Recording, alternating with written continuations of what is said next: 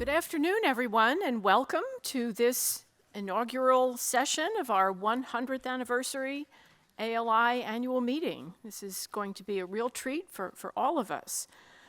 What brings us together for this session is the book Unexampled Courage, written by Judge Richard Gergel, who is with us.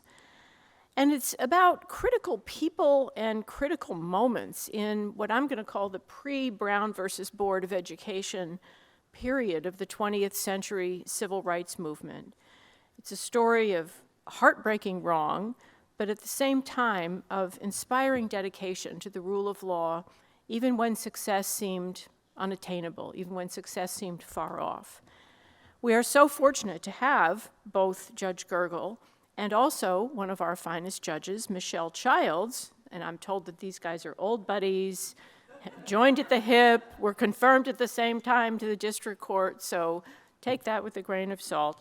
But she is with us to interview Judge Gergel and to really lead a discussion of this book and its enduring lessons. So I'll just give a brief introduction of both of them. Judge Gergel sits on the United States District Court for the District of South Carolina. Nominated by President Obama, he has been there since 2010. He earned his BA from Duke University in 1975 and his JD also from Duke in 1979. After law school, he practiced in Columbia, South Carolina until he joined the bench. And I'm skipping some things, these are really just high points. Judge Childs is now a member of the United States Court of Appeals for the District of Columbia Circuit, where she has been since just July of last year, July 2022. Before that, 2010, it's going to sound familiar, to 2022, she too was on the U.S. District Court for the District of South Carolina. Judge Childs earned her B.S. in Management from the University of South Florida Honors College, her J.D. from the University of South Carolina, her Master's in Personnel and Employment Relations from the University of South Carolina's Darla Moore School of Business, and her Master's in Judicial Studies from Duke University School of Law. She held more positions than I could count, various administrative positions, commissioner positions in South Carolina, and she also practiced law there before she joined the bench. She is, I believe, I'm not sure whether you've ascended to this office, but I was told you that we're the president-elect of the Federal Judges Association. Actually, the president. Now you are the president. I thought maybe this had transitioned. Yes. So the president of the Federal Judges Association. Judge Gergel, Judge Childs, thank you so much for being here. We look forward to your program.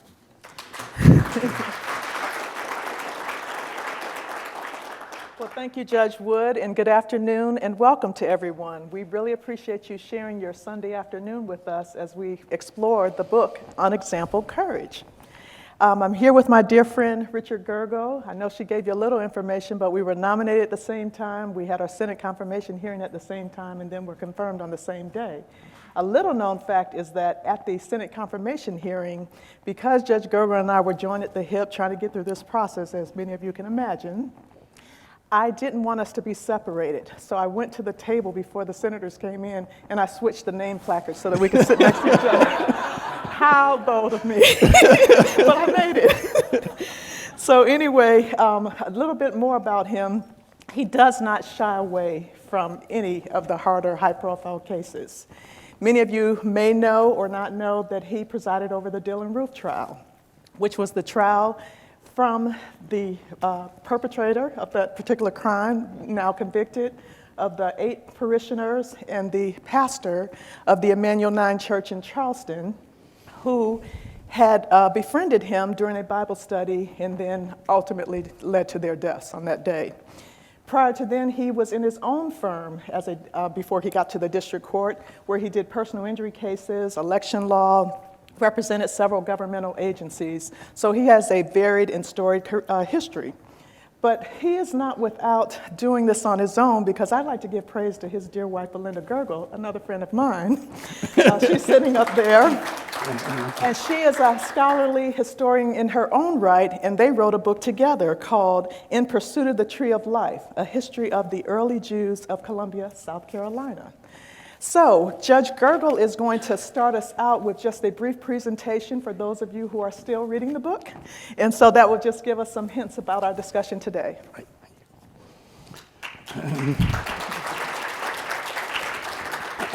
It is a great honor to be here and speaking at the American Law Institute, in which Judge Childs and I are both members, and to lead off this historic 100th anniversary program.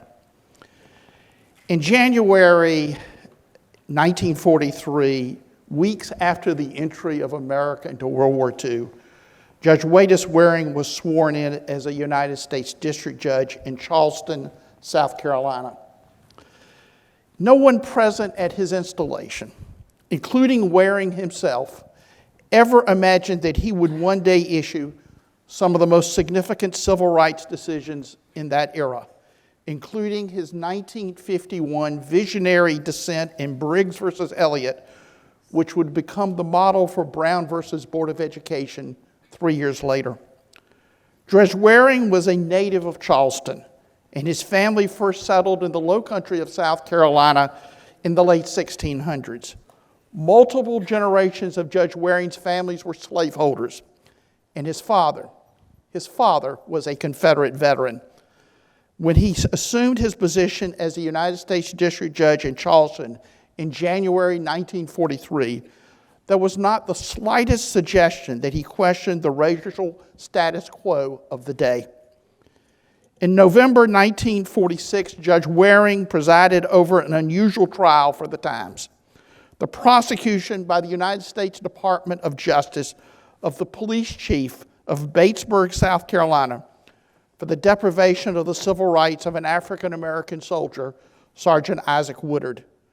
Woodard was a battlefield-decorated soldier who was arrested on the day of his discharge from the military after 3 years of devoted service, while still in his dress uniform. The reason: he spoke back to a white bus driver, Greyhound bus driver. While in police custody, Woodard was viciously beaten by the police chief, ultimately driving the end of the officer's blackjack into each of Woodard's eyes, irreversibly blinding him. Civil rights leaders brought the incident personally to President Truman's attention in a White House meeting on September 19, 1946. And the president the next day wrote a strong letter to his attorney general telling him about the blinding of Isaac Woodard, noting that the police officer had intentionally blinded the sergeant. 3 business days later, the Department of Justice announced the filing of criminal charges against the police chief for the deprivation of the civil rights of Isaac Woodard. Judge Waring was initially skeptical about the federal government's prosecution of a local law enforcement officer, but his doubts were erased when he heard the testimony of the blinded soldier, who detailed his vicious beating at the hands of the local police chief. An all-white, and my wife likes to point out, all-male jury acquitted the obviously culpable officer after 28 minutes of deliberations. As the police chief's supporters cheered the jury's verdict, few noticed that Judge Waring's wife, Elizabeth, who had attended the trial, left the back of the courtroom in tears. Both Judge Waring and his wife were traumatized by the brutality of Sergeant Woodard's treatment and the failure of the jury to hold the officer accountable. Judge Waring would later describe the trial as his personal baptism of fire and his Michigan-born wife's baptism in racial prejudice. The Warings had attended the trial in Columbia. The trial of the police chief was in Columbia. They returned to their home in Charleston, and they were deeply troubled by what they had just experienced, but they had trouble putting words in context to the experience.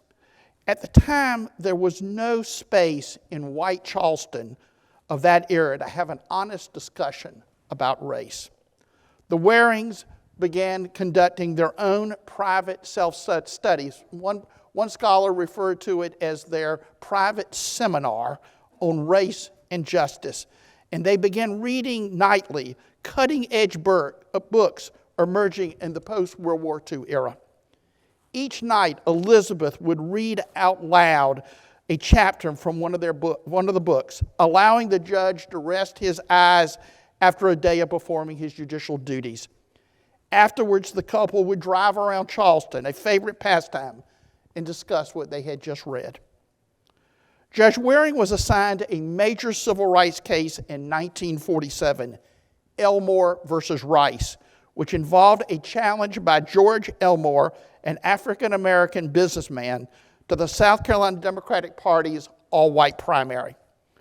The United States Supreme Court had ruled white primaries were unconstitutional in a 1944 decision, Smith versus Allwright, but South Carolina continued to maintain its white-only primary. Judge Waring advised Elizabeth of his newly assigned case and told her that up to now, their changing views on race were not publicly known. He told her if he ruled for the plaintiff, their lives would never be the same. Now a convert to the cause, Elizabeth stated that she was with him from start to finish. Judge Waring described his choices as either, quote, to be entirely governed by the doctrine of white supremacy or to be a federal judge and decide the law.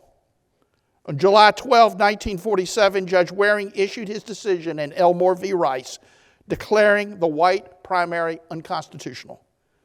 Judge Waring ended his order by stating, "It is time for South Carolina to rejoin the Union and to adopt the American way of conducting elections."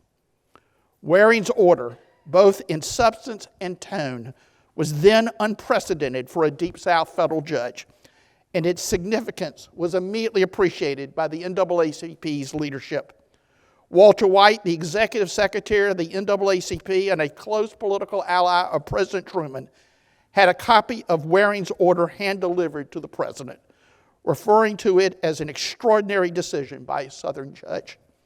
William Hastie, later appointed the first black federal judge in American history, wrote Marshall after reading the decision, "Thurgood, I have read the South Carolina opinion 3 times, and I still don't believe it.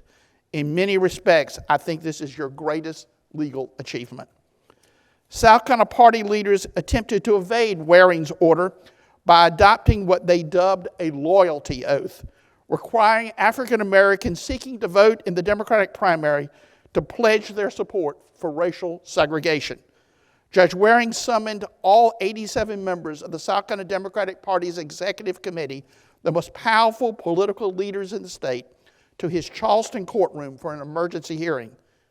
He told the parties assembled that a federal judge faced with contempt could impose a fine or a jail sentence. He wanted those present to know if there were any further violations of his orders, there would be no fines.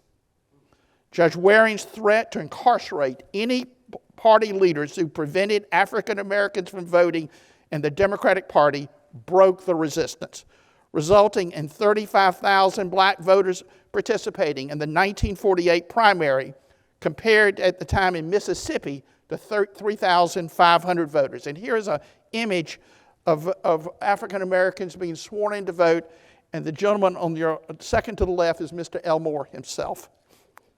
Waring's decision declaring unlawful the state's white primary and threat to jail white political leaders to uphold the rights of black citizens hit South Carolina's segregationists like a thunderbolt.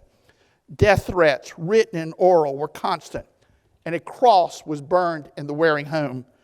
On the order of the United States Attorney General, Judge Waring was given 24-hour U.S. Marshal protection because of reliable reports of assassination plans. Time magazine described Judge Waring as the man they loved to hate, but noted that he was proving to be a person of cool courage. If the constant public attacks and threats on Judge Waring were designed to cower him, they did not work. He continued his study of race and justice in America and became convinced that the foundation of Jim Crow laws, the 1896 decision in Plessy v. Ferguson, was legally, historically, and morally wrong. Then, approaching 70 years of age and likely retirement, he resolved to play a role in overturning the separate but equal doctrine.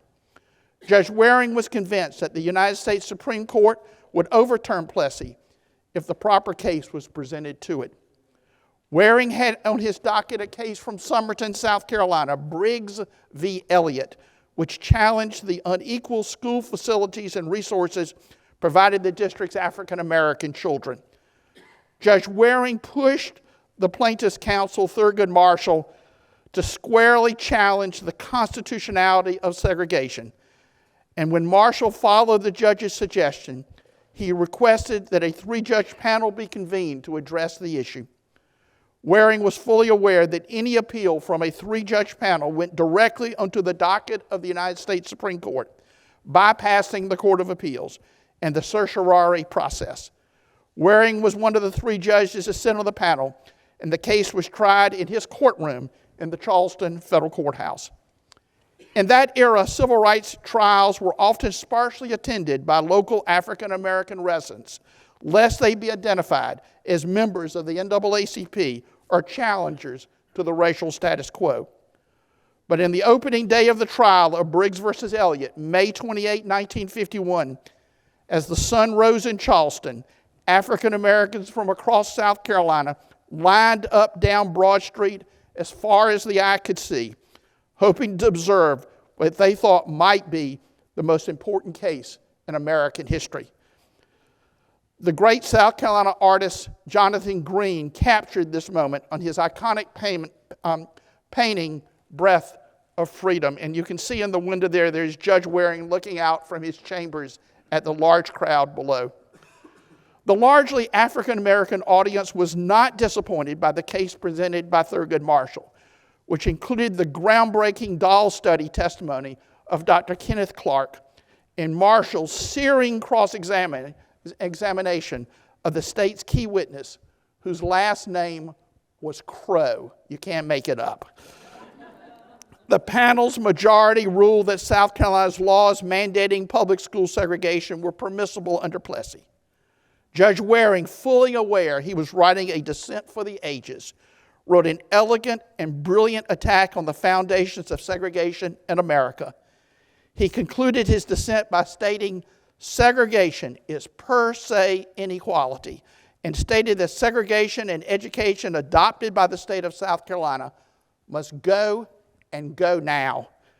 Waring praised the Briggs plaintiffs in his dissent, fully aware that they were suffering personally, each of them, severe retaliation back home as a result of their participation in the case.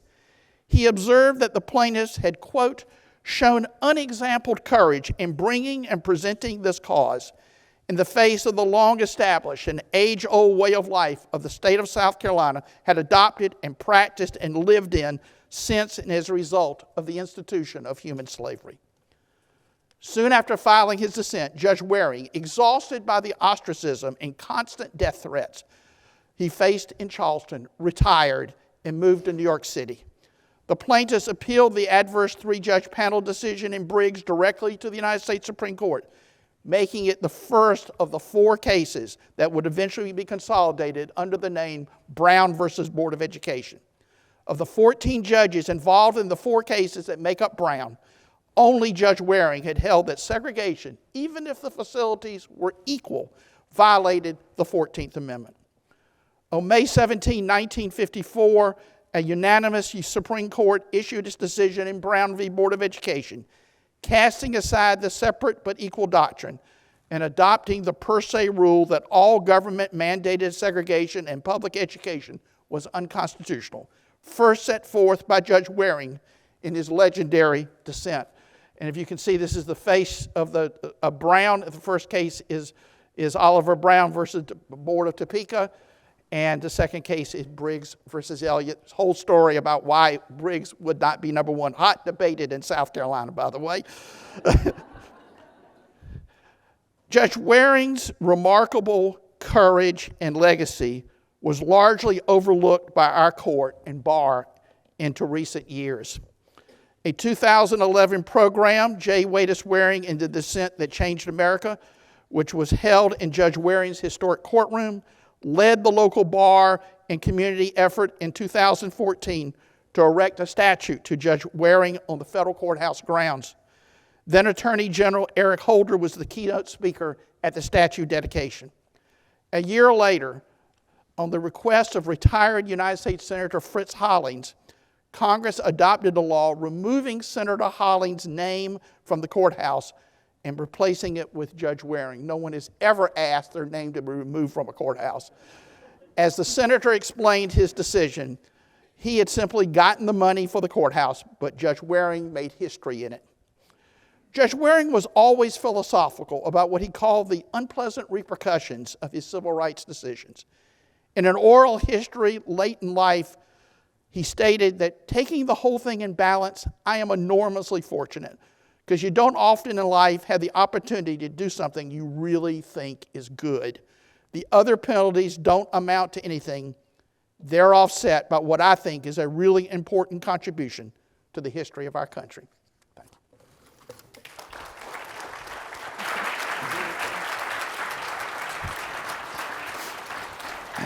So thank you, Judge Gergel, for reflection on a very key moment in civil rights history.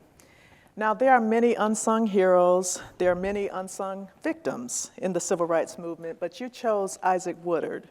So I'd like to know, how did you become motivated by him, and did he lead you to President Truman as well as Judge Waring?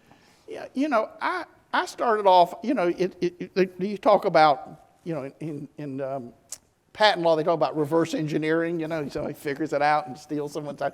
Well, I was trying to figure out what had changed Judge Waring. He was a largely forgotten figure in South Carolina, but those of us who love South Carolina history knew something about him. Not been a lot written about him, but there was some. And nobody had addressed the question of how did this Charleston patrician become this civil rights visionary? How did it happen? And it didn't seem to be, that was just sort of, and Judge Waring would be asked, he was a national figure in the late 40s and early 50s. He would be asked, what got into you, basically, right? And he would say, while on the bench, I developed a passion for justice. Now, that's a wonderful statement, but it doesn't tell us what was it? And his family history doesn't lead you to that either. Completely opposite. His father's literally a Confederate veteran, and he described his father as just caught up in the Confederate tradition. So he's raised in this tradition, as is, the whole white community of Charleston is just awash in it as he's growing up. So he, and I developed this hypothesis. When I learned, I had access to his docket, and I read about this highly unusual case of the Justice Department prosecuting a white police officer for excessive force involving a black victim. Unheard of, wasn't done. And the more I got into it, I developed the hypothesis that this was the thing that really altered his view of the world. And so while I was working on the book, his great nephew told me, he says, I interviewed this woman who was very close to Judge Waring, a woman named Ruby Cornwell, African-American woman. She was kind of the matriarch of the Charleston civil rights community. She was about 100 years old when he interviewed her. Wow. And he said, and I wanted to talk to her about her friendship with my uncle. And I thought you might like to listen to the tape. Well, the tape was like 3 hours long. And I've had headphones on a Saturday morning up in my office, and I'm listening. And then right in the middle of it, she says, "You know what changed your uncle, don't you?" I'm like, whoa, I think I'm about to get it here, okay? And she says, "It was that Negro sergeant. It was his baptism in racial prejudice." That was it. There it was. And with that, I was, convinced. And the more I learned, the more I developed. And you take, and there's also in time, within 6 months, he's issuing Elmore versus Rice. So there's a high credibility of this. So that's what got me into it. And then I asked the question, how did this case get brought? Department of Justice was like not in the game, okay? So how did they get in 1946 did they prosecute this case? And I discovered it was on the direct order of Harry Truman. He had been told, I showed the picture of the meeting, and he writes a letter the next morning, and boom, 3 days later, it is brought. And it has a profound impact on Truman as well. And President Truman, in that same letter, says, we got to do more than prosecute. We have got, I'm going to appoint the first presidential commission on civil rights, because we got serious problems in this country. He's telling his Attorney General, Tom Clark, that. And they appoint the commission and the committee. It's a great committee. And he tells them, in their first meeting, he meets them in the cabinet room to make a point how important he thought the work was. And he said, I want a report in a year. We need plans for undoing all of this. And the report was a book called, found really incredibly influential report called To Secure These Rights. And in it, proposal number 1, desegregate the armed forces of the United States. Harry Truman couldn't get Congress to do anything, but he was the commander-in-chief. And in the middle of his re-election campaign, when he's got third-party Dixiecrats running against him and the Republicans, everything is just looking terrible for him, he issues the executive order desegregating the armed forces of the United States, which, when you look back, it is, a huge step, that and Brown, in terms of turning this country around. Well, this has been a true labor of learning for you, and we're talking years. And so I understand from your beloved wife, for many years, their vacations were spent in museums. And Library of libraries. Congress. And that nature. So, I was the only people we ever knew who had our vacations in the Library of Congress. So tell us how long it took you to write this book. Well, it was 7 years. Anybody here who's a district judge, you get so busy, and there are times you can't work at all, but on your cases and trials and so forth. And I would go up on Saturday mornings and spend the weekends working on it. I was just too tired during the week. And when we took our vacations, this is what we did, and it took me 7 years to do it. Now, there was a mention in your reflection as well that Judge Waring pushed Thurgood Marshall to have a frontal attack instead of just, going along with... That's a nice way of saying what he did. It's actually probably the most controversial part of this book. And it is, every time I ever speak, people always ask me about it. So judges and lawyers are fascinated with this. Here's the story. The NAACP had a strategy, which was litigating cases in the South with Plessy was impossible. So they came up with a strategy that they couldn't win on separate, they could win on equality. Because the practice was separate and unequal, right? So they were bringing what were known as equality suits. And they were winning these suits, equalizing school facilities, equalizing teacher pay. It was a very successful, executed strategy. But every time you used Plessy to win a case, you were cementing a little further the inferior legal status of African Americans. And within the NAACP, and within Thurgood Marshall's closest advisors, there was an unease about this strategy. And the decision had been made by the NAACP, and they actually voted on it at their convention, that sometime in the future, they were going to not bring these equality cases anymore. And they were going to make a frontal attack on segregation. When? Who knew? Well, Thurgood Marshall comes down to try an equality case. Briggs versus Elliott was unequal facilities. And the Somerton School District was a poster child in inequality. The school buildings, the white children had brick buildings, the black children had hovels. The white children had running water, the black children had outhouses. There was no credible way you could claim equality. And Marshall knew he was going to win that case. He had the best judge, and he had the great facts. He comes on a Friday to the courthouse to do his pretrial conference before the Monday trial. And when he arrives, the court security officer says, "The judge wants to see you in chambers." He goes up, he looks around, his opposing counsel is not present. Ex parte alert, okay? He's brought into the judge's office, and Waring says, "Thurgood, I don't want to try any more separate but equal cases. Bring me a frontal challenge to segregation." Marshall's a pretty cool customer. He says, Judge, it's on our agenda. It's just not tonight. This is not our time. This is not the case. What he was saying was, they'll kill my people in Somerton if they do this, okay? Judge Waring says, it is the time. It is the case. Marshall says, Judge, if we do this, it'll be reversed by the Fourth Circuit. He says, no, it won't. He says, why do you say that? He says, because we're going to do a 3-judge panel, and it will go directly to the U.S. Supreme Court. Marshall was sort of speechless.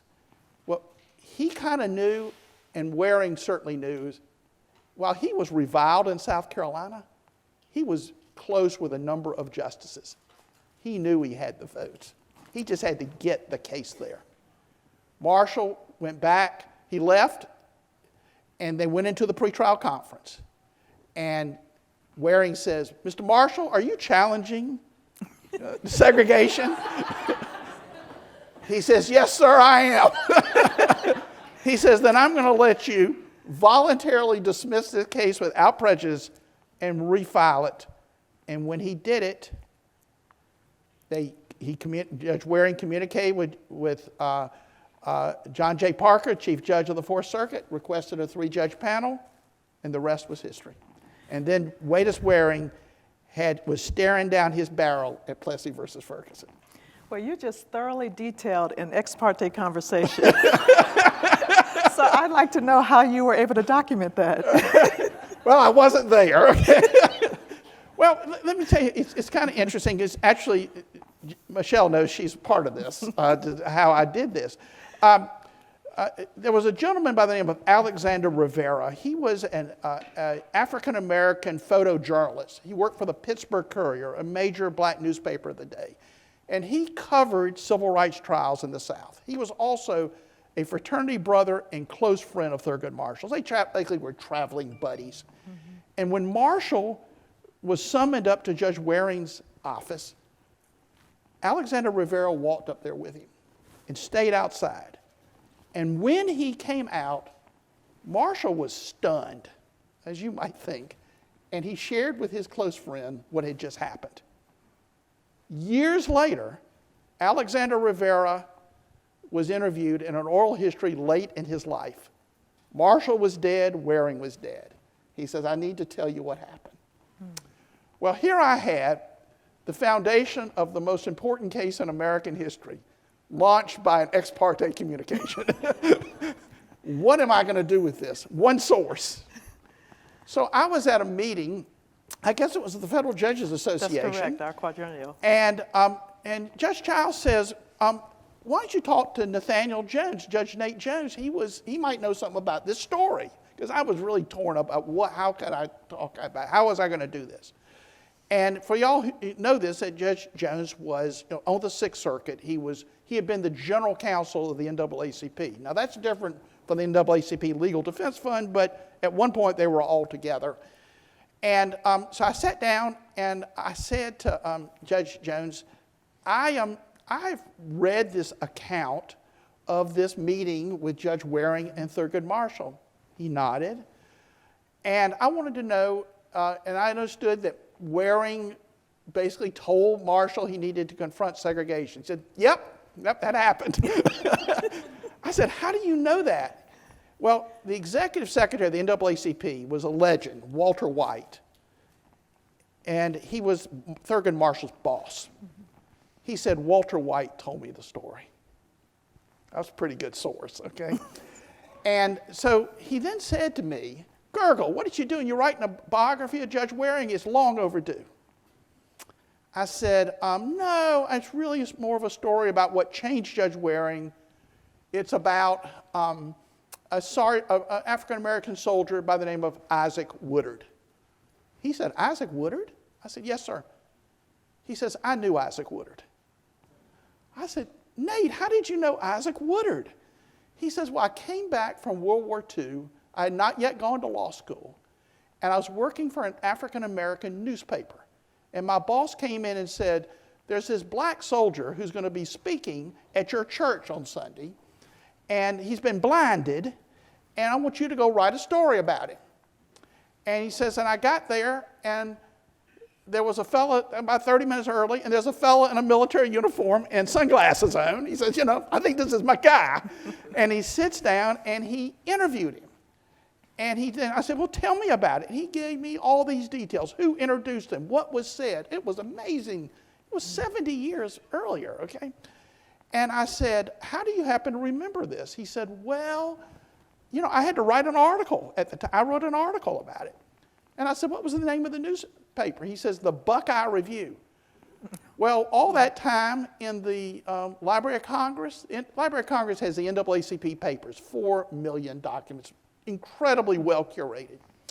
And they'd had a file on the Isaac Woodard case, and in it had a clipping service. So every time somebody had an article about Isaac Woodard, somebody on the staff of the NAACP put it in that file. And I didn't have time to sit and take notes on everything, so, oops, sorry guys about that. I pulled out my phone and I would take pictures of all these articles. So I'm sitting there with Judge Jones, and I pull out my phone and we find the article he wrote in 1946. And it was exactly what he had just told me. And I said, how do you remember all this? He says, you just don't know how profound it is for the courage of Isaac Woodard. And I just remembered it. Well, you showed us a very graphic photo of Isaac Woodard and his blinding. But as we would suspect, this police chief had a very different account of the details of how that happened. So how were you able to trace down forensically what happened to him? Okay, there are two accounts, right? The police chief says that Woodard attacked him. Do you think that a black man in 1946 would attack a white police officer in a small town? I mean, think about that one, okay?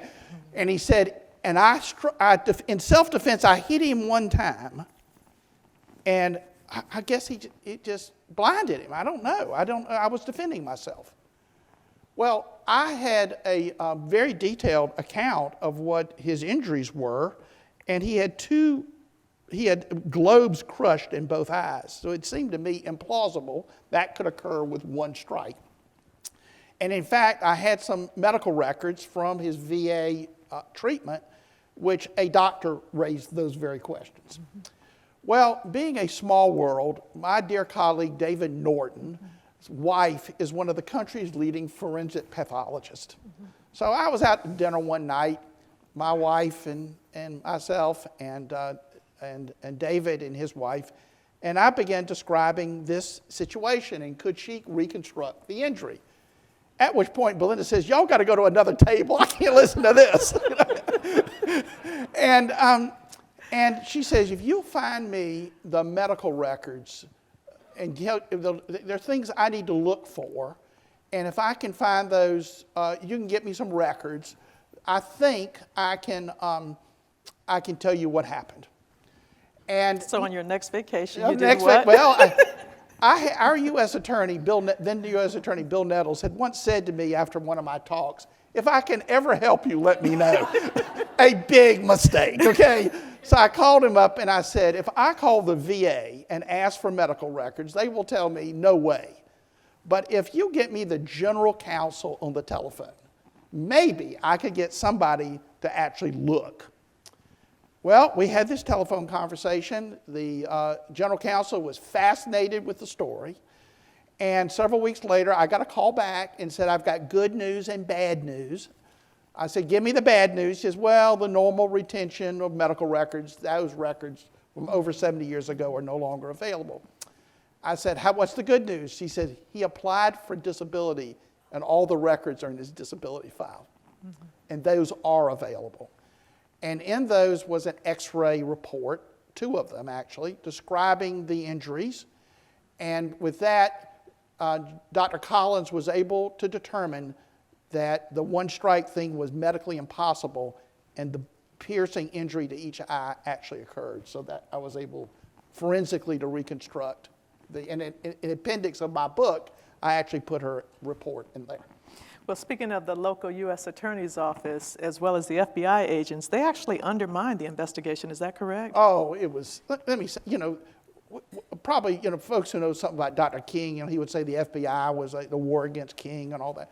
Well, that wasn't a new thing, okay? The FBI existed basically, in almost all its cases, it has to be asked by the local police departments to come into their cases. They have very little jurisdiction. So for a local office, say in South Carolina, the only way FBI is relevant is if the local police departments ask them to assist. Well, now you're asking the FBI to investigate these very officers who are working with them. And most of these FBI agents are former white Southern police officers. So they're hostile to civil rights cases. J. Edgar Hoover had this long-standing belief that the civil rights movement was communist-inspired. So the FBI was a barrier to any investigation. In fact, its investigation of this case was dreadful, incomplete, and basically said it was Isaac Woodard's fault. That's basically, but they never even got the medical records, for instance, to investigate. It was terrible. And so imagine their surprise when the Attorney General of the United States announces, he personally announced the prosecution of this police officer that they thought they had cleared. And they resisted in every way, did not assist, did not sit with the government lawyers during the trial, which they traditionally had done. And then the U.S. Attorney, he was in a pickle. He's appointed by, he's a South Carolinian, appointed by the senators, who are all segregationists and oppose the federal government prosecution. And so he's trying to get the case dismissed. He doesn't like it. But why is it then brought? Because he gets an order from the Deputy Attorney General. You're getting something tomorrow in your office. You are to file it and call me back because the Attorney General will personally announce the prosecution. Okay? Because this is an order from Harry Truman, okay? They're doing it. And so the question is, how do I know all this, right? We all know who, those of who are trial judges, we all know the FBI has an investigation file and the U.S. Attorney has a prosecution file. So I, started asking around, would the file on this case still exist? And we found it in the back of a warehouse in Maryland. Another vacation. Another vacation. And actually, what I did was, and later I had to confess this to the head of the National Archives, they told me it would take a year to review the records. I said, everybody's dead. I mean, there's like no national security. And I said, really, I'm going to have to get someone to help me if I can't get you this guy at the warehouse. And about a week later, the entire file, unredacted, arrives. No letter, no it arrives. And a year later, I get a letter saying, we've now reviewed your file, and it gave me only part of the record. But I had the whole record, including handwritten notes from J. Edgar Hoover and other things. And I put together the whole story of the efforts to deep six the prosecution. Now, you mentioned the story of Elmer versus Rice in the white primary case. And did Judge Waring ever have the opportunity to meet President Truman? Yeah, it's just interesting. Both of them, I became convinced, were profoundly influenced by this incident. Harry Truman would tell people when he talked about civil rights, he would talk about the blinding of Isaac Woodard. It was amazing. There are multiple accounts of him talking about this. I spoke to the folks at the Truman Library have been just fabulous. And I told them, I said, I'm really looking for anything you can find on the Isaac Woodard case. And the head archivist there says, I think I got something you'll be interested in. There was a note from a friend of Harry Truman's during the 1948 election telling him to get off this civil rights thing. This is, over the desegregation of the military. And he says, you're going to lose the election, Harry. It's a buddy of his, if you don't get off this thing. And Truman wrote him back and said, you don't know what I know. He tells him about the blinding of Isaac Woodard. And he says, if I lose the election over this issue, it will have been for a good cause. Truman instructed this guy, he told me, the president himself told him this, do not release this until after my death.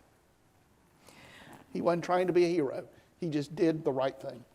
There were several judges in the civil rights movement, particularly from the Deep South, who were bold and very brave. And when they made these decisions, they were ostracized. And then some had bombings or crosses burned in front of their house. And so tell us a little bit about Judge Waring and being ostracized and being forced to leave South Carolina. Well, for y'all, for the background, about a week ago, Judge Childs delivered the Durr Lecture in Montgomery at the court, and of course that's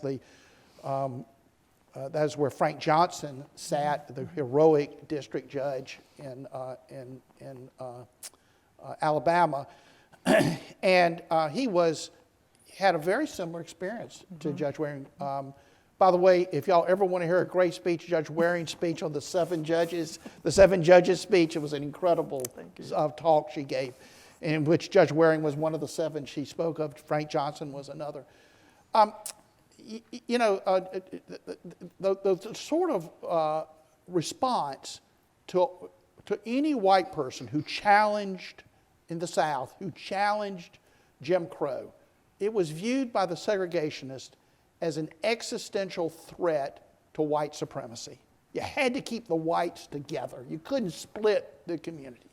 So anytime someone raised a suggestion that maybe things weren't right or fair, those people suffered severe retaliation. A minister who gave a sermon would be gone before the next Sunday. The newspaper editor would face an advertising boycott. A college professor would be told to move on. Well, a federal district judge was a nightmare to these people. Life tenure, guarded by marshals. You kill a federal judge, you're really in trouble, okay? So they were the nightmare opponents. And Frank Johnson, J. Skelly Wright in New Orleans, other judges, Judge Davis in Macon, there were a number of them. Waties Waring was the first, and he took it worse than anybody.